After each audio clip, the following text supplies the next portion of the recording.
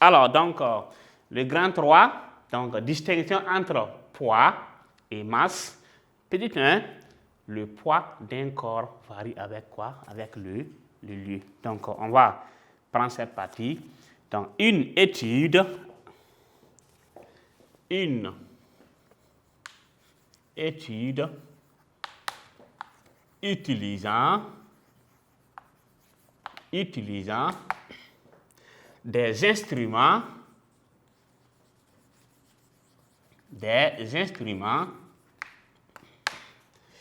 plus précis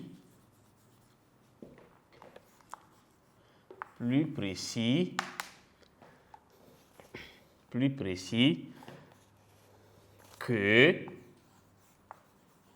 nos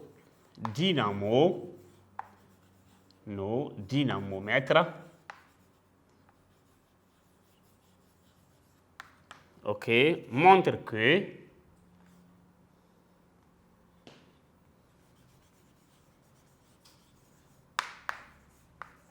dans l'étude, voilà, montre que le poids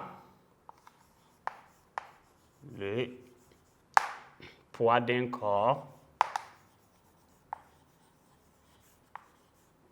corps, deux points, premier tiret, dépend de la latitude. Dépend de quoi? De la latitude. OK? Donc, la latitude, c'est la distance d'un lieu à l'équateur mesurée en degrés.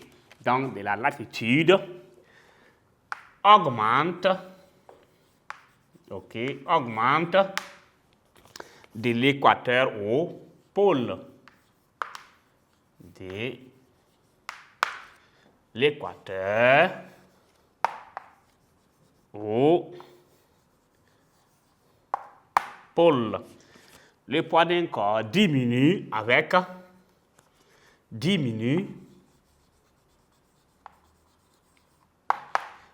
quoi? Avec l'altitude. L'altitude.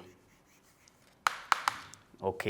L'altitude, c'est la hauteur d'un lieu par rapport au niveau de la mer. La hauteur d'un lieu, donc par rapport au niveau de la mer. Donc, à l'altitude R, comme rayon de la Terre, donc à l'altitude, c'est-à-dire qu'on prend un exemple concret pour montrer comment ça se passe.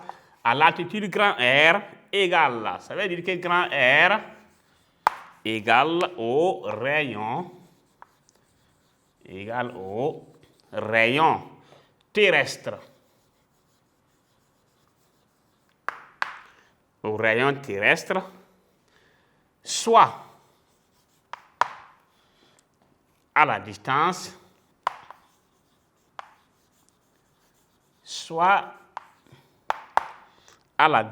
de R du centre de la Terre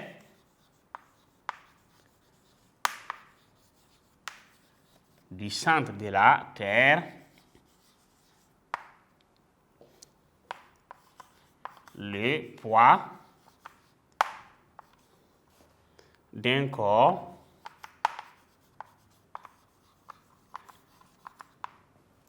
est égal au quart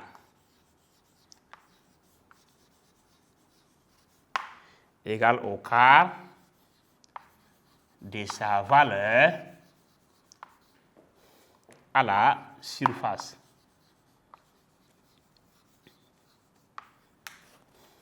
Donc, dans le grand 3, le petit 1, c'était quoi? Le poids d'un corps varie avec le lieu. Donc, pourquoi? Donc, parce qu'une étude, donc, en utilisant des instruments, donc, plus encore performants ou encore précis que nos dynamomètres, montre que le poids d'un corps dépend de la latitude, ça augmente de l'équateur au pôle. le poids d'un corps diminue avec l'altitude. Donc, diminue avec l'altitude quand on monte donc voilà, à une altitude beaucoup plus voilà, élevée, le poids diminue. Le poids diminue. Donc, quand vous rapprochez donc encore, vous revenez, vous allez voir que ça augmente. À l'altitude, donc R égale au rayon de la Terre ou encore au rayon terrestre, soit à la distance de R du centre de la Terre, le poids d'un corps est égal donc au quart donc, de sa valeur à la surface de la Terre. Donc, voici un peu comment ces éléments vous permettent donc de faire donc la nuance, donc le poids d'un corps. Parce que c'est très difficile à comprendre, mais avec donc ces éléments, donc on va encore mieux comprendre. Donc maintenant, on va passer au petit 2 pour voir la différence entre poids d'un corps et masse. Quelle est la différence? Est-ce qu'il y a une différence donc, entre le poids d'un corps et la masse d'un corps? Petit 2, différence.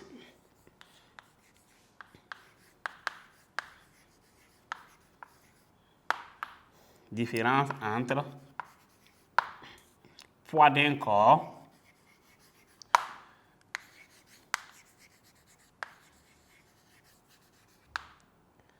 et masse. Donc, ici, tous les deux dépendent de la quantité de substance du corps.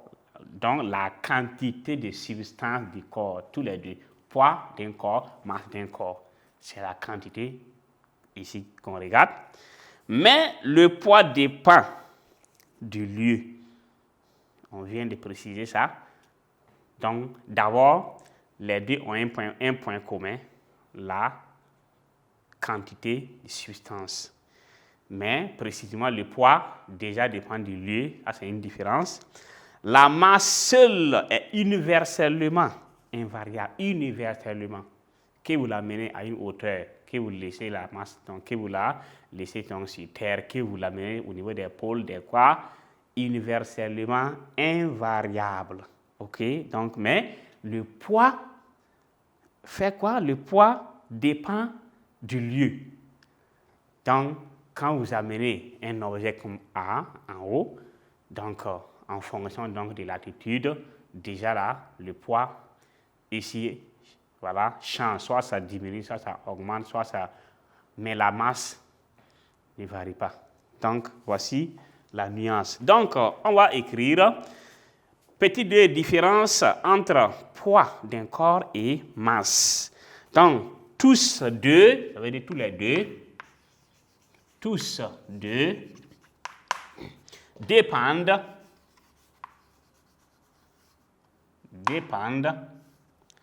ok, de la quantité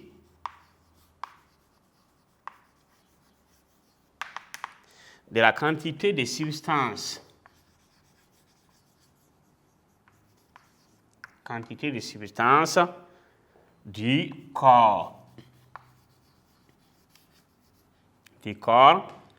Mais le poids dépend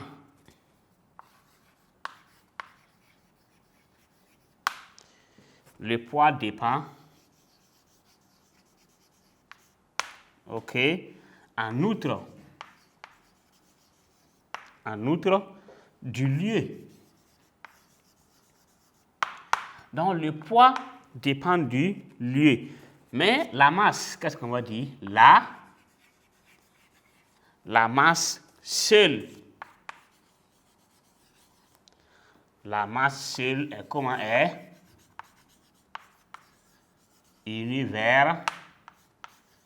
Universelle, donc ou encore universellement invariable.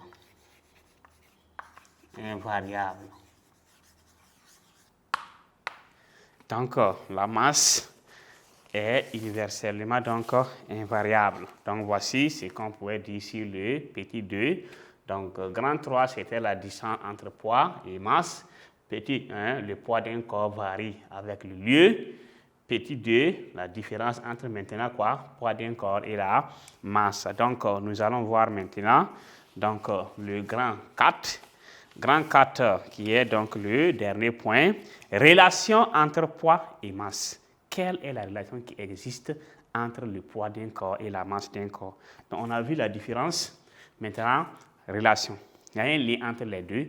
Quel est ce lien?